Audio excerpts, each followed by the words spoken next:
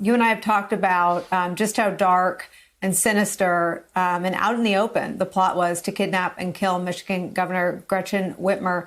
I watched a little bit of Fox News last week, and I was aghast at the lies that they are knowingly, these are not dumb people, they're knowingly pumping lies into millions of Americans. Yeah. Hi, Nicole. How are you? Hi. Good to see you on this Monday.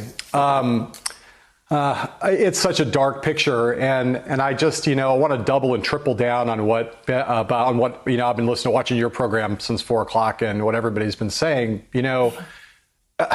It's a dangerous world, right? The world is dark and dangerous. It is always dark and dangerous, the world. We are surrounded by adversaries and enemies all over the world. And now we are also in the grip of a deadly pandemic, the most significant public health catastrophe that the country has faced since 1918.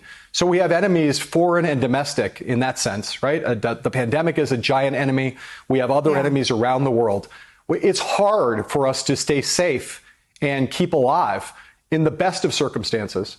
And to have a president and a party that are willfully, wantonly disregarding what is the core of our strength in this moment. I mean, it's one thing to talk about these things in the high-blown theoretical sense of why the peaceful transfer of power, the smooth and peaceful transfer of power is so important. That is all true. But in a very practical way, in this moment between an election and a new administration, this is always our maximum moment of vulnerability. It's the moment when, there's only one president at a time, but the guy who's in there has lost and the guy who has won is not quite there. And so our adversaries around the world are always looking at this moment as a moment to strike, as a moment to try to pick off America. We've seen it over and over again in my lifetime and yours.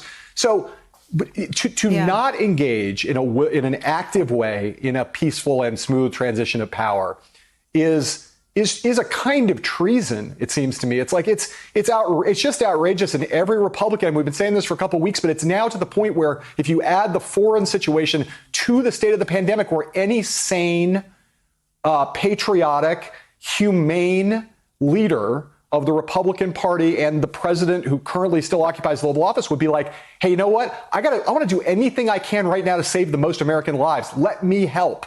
Let me do the thing that I must do now to try to. That is paramount. And of course, the exact opposite is happening right now, not just on the part of this president, who we really have no reason to expect anything better from. After 4 years, we should not expect better from him. We never should have, and I never have. But the behavior on the part of so many people around the president, elected Republicans, to continue this dark fantasy is. I mean, it is really one of the most. I mean, I've seen a lot of despicable things from the Republican Party over the last 4 years, but this really takes the cake. Hey there, I'm Chris Hayes from MSNBC. Thanks for watching MSNBC on YouTube. If you want to keep up to date with the videos we're putting out, you can click subscribe just below me or click over on this list to see lots of other great videos.